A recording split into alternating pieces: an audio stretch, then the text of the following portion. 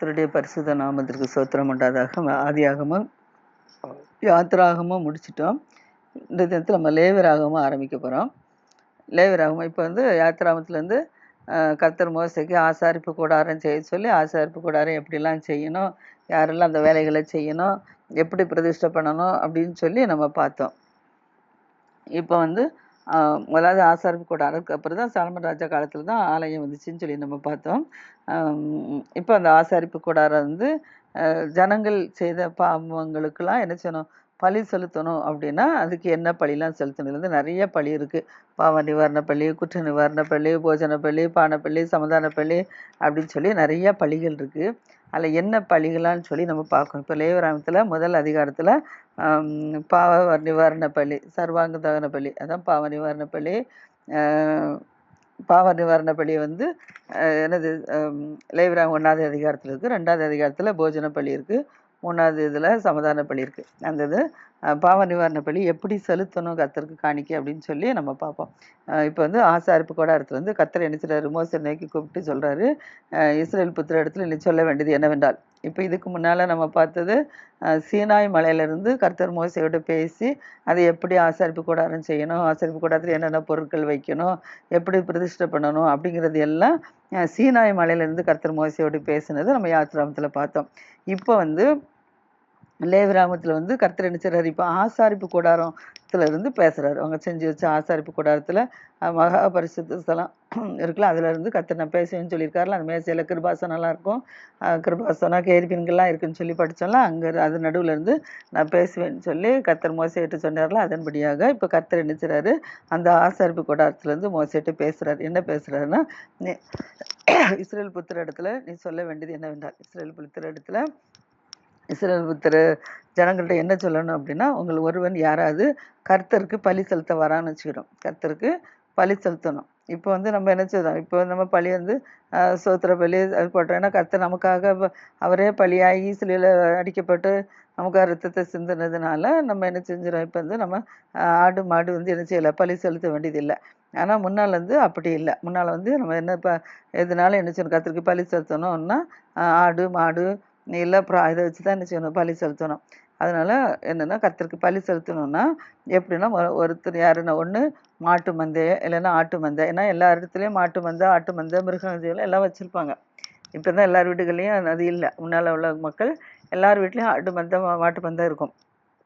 அதனால சொன்னார், நீங்கள் பலி செலுத்த மாட்டு மந்தையிலேருந்து இருந்துச்சிங்க ஒரு ஆடு, ஒரு ஆட்டு மந்தையிலேருந்து ஒரு மிருகத்தை தேர்ந்தெடுக்கணும். அதான் ஏதாவது ஒரு ஆடை தேர்ந்தெடுக்கணுமா. அந்த தேர்ந்தெடுத்து அது முதலாவது கர்த்தருக்கு என்ன செய்யணும், சர்வாங்க தகனி பலி செலுத்துகிறோன்னு வச்சுக்கிடுவாங்க. சர்வாங்க தகனி இப்போ மாட்டு மந்தையிலிருந்து ஒரு மாடை எடுக்கிறாங்க. ஒரு மாடை எடுத்து கர்த்தருக்கு நான் சர்வாங்க தகன பலி செலுத்த போகிறேன் அப்படின்னு சொல்லி வந்தால், அந்த மாட்டு மந்தையில் எப்படிப்பட்ட மாடை எடுத்து பலி செலுத்தணும் அப்படின்னா, பழுதற்ற ஒரு காளை நிச்சயமாக செலுத்தணும். பழுதுன்னா அது என்னது, அது மேலே எந்த ஊனமும் இருக்கக்கூடாது. கைகால் விளங்காமல் அப்படி எதுவும் காய் நொண்டி கால் நொண்டி அப்படி எதுவுமே இருக்கக்கூடாது. எந்த பழுதும் இல்லாதபடிக்கு மாட்டு மந்தையிலேருந்து ஒரு மாட்டை தேர்ந்தெடுக்கணுமா. அதை தேர்ந்தெடுத்துட்டு அது என்ன செய்யணுமா, இந்த ஆசாரிப்பு கூடாரத்து பாவ நிவர்த்திக்கென்று அங்கீகரிக்கப்பட இப்போ யார் பலி செலுத்த கொண்டு வராங்களோ அவங்க என்ன செய்யணும்னா, அந்த மாட்டு தலையில் என்ன செய்யணும், கையை வைக்கணும். கையை வச்சு அதை என்ன செய்வாங்க, ஆசாரியர்கள் என்ன செய்வாங்க, அதை மாட்டை என்ன செய்வாங்க, தலையை துண்டிப்பாங்க. அப்போ தலை வெட்டும்போது அந்த ரத்தம் வரல, அந்த ரத்தத்தை என்ன செய்வாங்க, பிடிச்சி அந்த ரத்தத்தை என்ன செய்யணும், ஆசாரிப்பு கூடாரத்தில் இருக்கிற பலிபடத்தை சுற்றிலும் என்ன செய்யணுமா, தெளிக்கணுமா. கொஞ்சம் ரத்தத்தை பிடிச்சி அந்த பலிபடத்தை சுற்றிலும் என்ன செய்யணுமா, தெளிக்கணுமா. இது யார் தெளிக்கணும், ஆரோனுடைய குமாரர்கள் தான் என்ன செய்யணும், இதை தெளிக்கணும். ஆரோன் பலி செலுத்துறாரு. ஆரோன் அவங்க மாடு கொண்டு வரும்போது அதை பிடிச்சி வெட்டுறாரு. அந்த ரத்தத்தை பிடிக்கிறது ஆரோனுடைய குமாரர்கள். அதை எடுத்து அவங்க ஆரோன் அந்த ஆசாரிப்பு கூடாரத்தில் பலிபடத்தை சுற்றிலும் என்ன செய்வாங்க, ரத்தத்தை தெளிப்பாங்க. அதுக்கப்புறம் இது சர்வாங்க தகன பலி செலுத்த வந்திருக்காங்க. பாவ நிவாரண பலிக்கு சமாதான பலி, சர்வாங்க தகன பலி செலுத்த வந்திருக்காங்க. சர்வாங்கன்னா என்னையே முற்றிலும் ஒப்பு கொடுக்குறேன்னு சொல்லுவோம்ல, அதே மாதிரி அதான் சர்வாங்கம். அப்போ அந்த என்னையே முற்றிலும் ஒப்பு கொடுக்குறேங்கிற மாதிரி சொல்கிறதுனால அந்த முழு ஆடை என்ன செய்யணும், கர்த்தருக்கு சர்வாங்கம் தண்ணி செலுத்தணும். அதுக்கு என்ன செய்யணும் அப்படின்னா, முதலாவது என்ன செய்யணும், ஆடை வெட்டி ரத்தத்தை பலி செலுத்திட்டு அந்த ஆட்டு மாடு, இது மாடு மாடை என்ன செஞ்சோன்னா தோலை உரிக்கணுமா. தோலை உரித்து அதை சந்து சந்தா என்ன செய்யணுமா, துண்டிக்கணுமா. துண்டிச்சிட்டு அப்புறம் அந்த 2 குமாரர்கள் என்ன செய்வாங்கன்னா, அந்த பலிபீடத்தின் மேலே என்ன செய்யணும், கட்டையை அடுக்கணும். கட்டையை அடுக்கி அதுக்கு மேலே என்ன செய்யணும், அக்கினியை அந்த துண்டங்கள் இப்போ வெட்டி வச்சுருக்காங்களா, மாடை வெட்டி சந்து சந்தா தோலை உரிச்சிட்டு வெட்டி வச்சுருக்காங்களா, அந்த அந்த துண்டத்தெல்லாம் என்ன செய்யணும்னா, அந்த பலிபீடத்தில் அடுக்கி வச்சுருக்க கட்டையின் மேலே என்ன செய்யணுமா, அந்த துண்டெல்லாம் தூக்கி வைக்கணும்.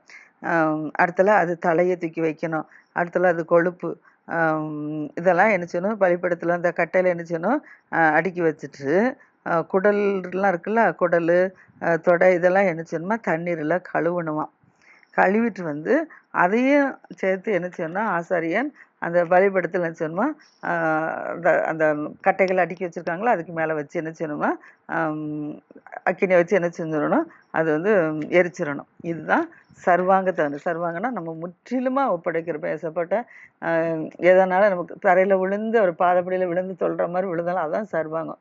முற்றிலும் என்னை அர்ப்பணிக்கிறேங்கிறது. அதனால் இந்த பாவ நிவாரணி பலி செலுத்தும் போது இது மாடு செலுத்தினா காளை எடுத்து என்ன செய்யணும், இப்போ நான் சொன்னபடி என்ன செய்யணும், சந்தா துண்டி கட்டை மேலே வச்சு அடுக்கி வைக்கணும். அந்த இது இது தலை, கட்டை, இது தொடை, குடல் இதெல்லாம் என்ன செஞ்சிடணும், குடலெல்லாம் சாணம் இருக்கும்ல, அதனால் என்ன செய்யணும், அதெல்லாம் கழுவிட்டு வந்துடணும். அவ்வளோதான், முற்றிலுமாக தகன பலி செலுத்தியாச்சு. இது வந்து அடுத்தபடியாக இப்போ வந்து ஒருத்தர் மாடு வந்து என்ன செய்கிறாங்க, பாவ நிவாரண பலியாக செலுத்துகிறாங்க. அடுத்தபடியாக மாடு இல்லைன்னு வச்சுக்கோங்க, அவங்க வந்து ஆடு தான் செலுத்துகிறாங்க அப்படின்னா, அது செம்மறி ஆடாக இருந்தாலும் சரி தான், வெள்ளாடாக இருந்தாலும் சரி தான், ஏதாவது ஒரு ஆட்டு மந்தையிலேருந்து எடுத்து வரணும். அதுவும் என்ன செய்யுது, நான் கர்த்தருக்கு சர்வாங்க தகன பலி தான் நான் செலுத்துகிறேன் அப்படின்னா, பழுதற்ற கடாவை என்ன செஞ்சிடணும், பிடிச்சிட்டு வந்து அதை என்ன செய்யணும், கர்த்தருடைய சன்னிதானத்தில் எப்படி மாட்டை துண்டித்து அந்த இரத்தத்தை பலிபீடத்தில் செலுத்தினாங்களோ அதே போல் அந்த ஆட்டையும் என்ன செய்யணும், ஆரோனுடைய குமாரர்கள், ஆரோன் அந்த யார் கொண்டு வருவாங்க, அதை தலையை பிடிச்சிட்டு இருப்பாங்க. ஆரோன் அதை வெட்டி ரத்தத்தை எடுத்து என்ன செய்வாங்க, ரத்தத்தை எடுத்துருவாங்க. ஆரோனுடைய பிள்ளைகள் என்ன செய்வாங்க, அதை பலிபீடத்தை சுற்றிலும் அந்த ரத்தத்தை என்ன செய்வாங்க, தெளிச்சிருவாங்க. அதுக்கப்புறம் அது தோலை உரித்து அதை சந்தா வெட்டி கட்டைகளை அடுக்கி வச்சு அதுக்கு மேலே அந்த சந்தா வெட்டினது, இந்த தலை, அந்த கொழுப்பு, குடலில் கழுவுனது, தொடையை கழுவுனது எல்லாமே என்ன செய்யணும், அப்படியே கட்டைக்கு மேலே அடுக்கி வச்சு என்ன செய்யணும், அதை சர்வாங்க என்ன செய்யணும், அக்கினினால் கர்த்தருக்கு பலி செலுத்தணும். இது வந்து கர்த்தருக்கு உகந்த சுகந்த வாசனையான தகன பலி. அடுத்தபடியாக இப்போ மாடு பலி வந்து செலுத்துகிறாங்க, பாவ நிவாரண பலியாக. மாடு செலுத்த தகுதி இல்லாதவங்க ஆடு செலுத்துகிறாங்க. ஆடு செலுத்த தகுதி இல்லாதவங்க புறாக்களை செலுத்துவாங்க.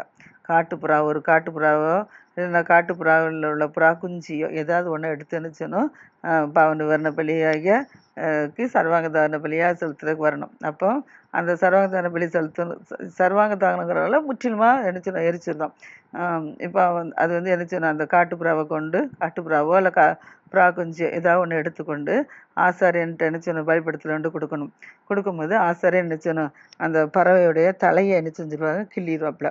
தலையை கிள்ளி அதை என்ன செஞ்சு பலிபீடத்தில் தகனித்து, பலிபீடத்தில் என்ன செஞ்சிடணும், தலை தகனித்து அது ரத்தத்தை என்ன செய்யணும், பலிபீடத்தின் பக்கத்தில் என்ன செய்யணுமா, சிந்த விடணுமா. இதுக்கு முன்னால் மாடு ஆடை பார்த்தோம், அது வெட்டி ரத்தத்தை என்ன செய்யணும், பலிபீடத்தை சுற்றிலாம் கொஞ்சம் தெளிக்கணும்னு சொல்லி நம்ம பார்த்தோம். இப்போ இந்த புறாவை என்ன செஞ்சுருக்கோன்னா, தலையை கிள்ளி போட்டுறணும்.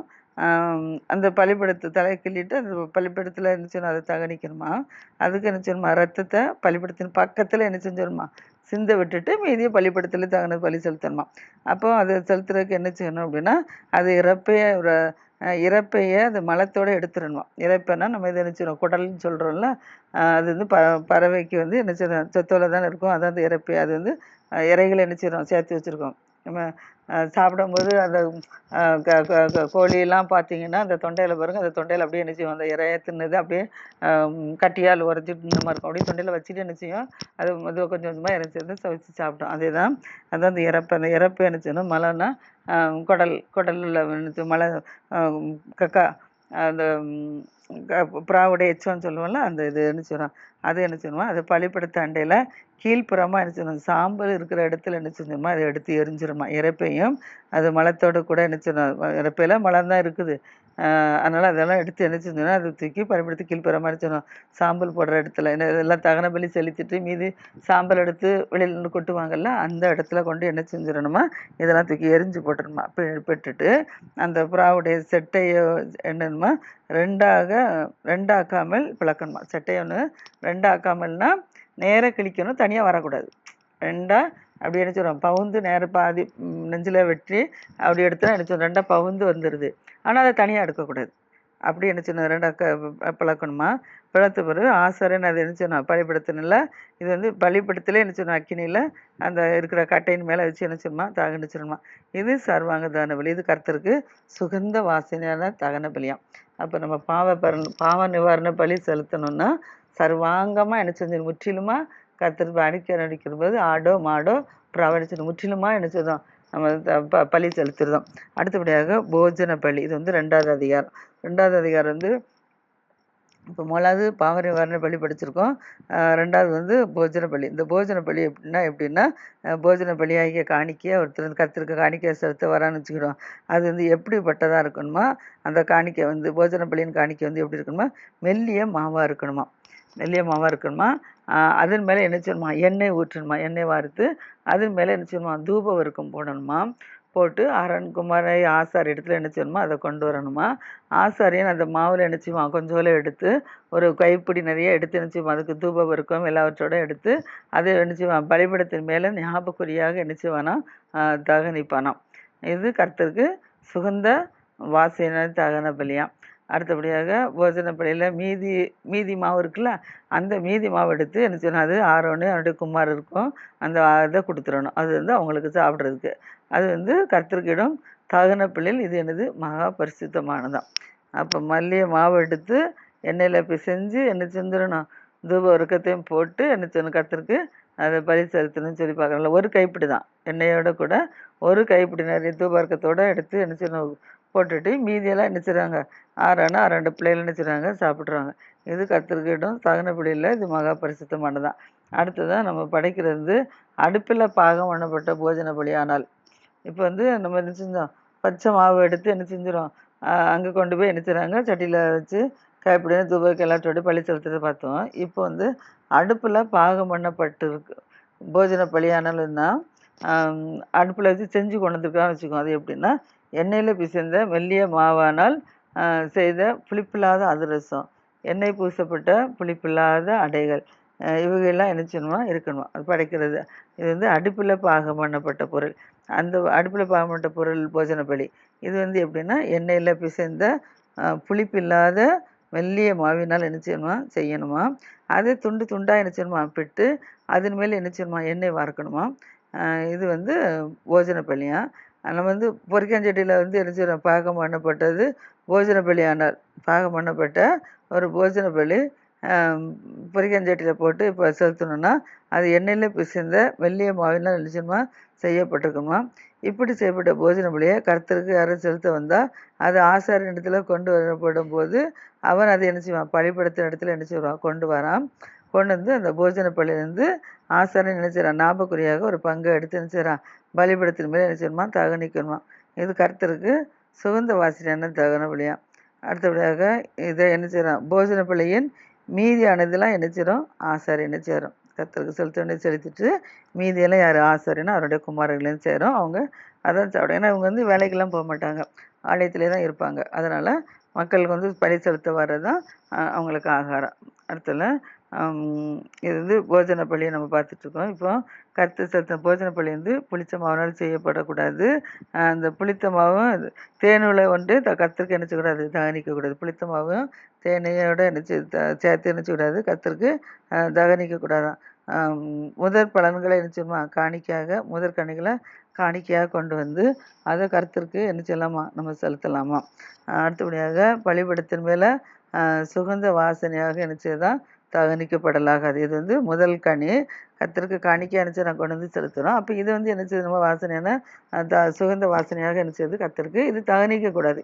இது வந்து அவங்க ஆசையில் கொண்டு வர்றது. அதனால் இது என்ன செய்யக்கூடாது, தகனிக்கக்கூடாது. அடுத்தல நம்ம படைக்கிற எந்த பழி என்ன செய்யணும், உப்புனால என்ன செய்யணும், அது சாரமாக்கப்படணுமா. உப்பு இல்லாத பண்டம் குப்பையிலன்னு சொல்லுவோம் பார்த்தீங்களா, அதே போல் உப்போடு சேர்த்து தான் என்ன செய்யணுமா, அந்த போஜன பலி என்ன செய்யணுமா, செலுத்தணுமா. படைக்கிறது எல்லாவற்றோடும் உப்பை சேர்த்து. அடுத்தது அந்த முதற் பலன் போஜன பலியை கொண்டு கொடுக்கணும்னு வச்சுக்கோ, அது கர்த்தருக்கு காணிக்கை செலுத்த முதற் பலனாகிய போஜன பலியை கர்த்தருக்கு காணிக்கை செலுத்த வந்தால் அது பச்சையான கதிர்கள் என்ன செய்யணுமா, நெருப்பில் வாட்டி அதை உதிர்த்து அந்த முதற் பலனில் போஜன பலியாக என்ன செய்யணுமா கொண்டு வரணுமா. பச்சையாக கதிர்களை நெருப்பினால் வாட்டி உதிர்த்து அதை போஜன பலியாக கொண்டு வரணுமா. அதன் மேல் என்ன செய்யணுமா, எண்ணெய் வார்த்து அதன் மேல் தூபவர்க்கத்தையும் போடணுமா. இது வந்து போஜன பலியாக. பின்பு ஆசாரியன் என்ன செய்வானா, அந்த உதிர்த்த தானியத்தில் எண்ணெயில் என்ன செய்வோம் கொஞ்சம் எடுத்து அதை ஞாபகக்குறியான பங்கு என்ன செய்வோம், அது தூபவர்க்கம் எல்லாற்றோடும் கூட சேர்த்து தகனிப்பானா. இது கர்த்தருக்கு இடம் தகன பலின்னு சொல்லி பார்க்குறோம். அப்போ சர்வாங்க தகன பலி என்ன, ஆடு மாடு புறா செலுத்துகிறோம். முற்றிலுமாக என்ன செய்கிறோம், கர்த்தருக்கு காணிக்கையாக செலுத்திடுறோம். தகன பலியாக சுட்டரிச்சிடுறாங்க. ஆனால் குடல் தொடையெல்லாம் கழுவிட்டு வைக்கணும். மற்றெல்லாம் அப்படியே வச்சு செஞ்சுருவாங்க நீடுவாங்க. ஆனால் போஜன பலினா வெள்ளிய மாவோடு சேர்த்து எண்ணெயோடு சேர்த்து என்ன செய்யணும், அதில் ஒரு பிடி மாவு மட்டும் எடுத்து தூபவர்க்கத்தோட காணிக்கை செலுத்தணும். மீதியெல்லாம் ஆசாரண்டி பிள்ளையில சேருன்னு பார்த்துருக்குறோம். புளிப்பில்லாததும் என்ன செய்யுது, புளிப்பில்லாதது எண்ணெயில் பாகம் பண்ணப்பட்டதுன்னா அது ரசம் அடையெல்லாம் என்ன செய்யுது, என்னச்சுன்னா அதெல்லாம் கர்த்தருக்கு காணிக்கையாக செலுத்தணும்னு சொல்லி நம்ம இதை பார்த்தோம். மீதியாக இருக்கிறது எல்லாம் ஆரோனுடைய பிள்ளைகளுக்கு ஆகாரமாக சேரும்னு பார்த்தோம். இது வந்து போஜன பலி.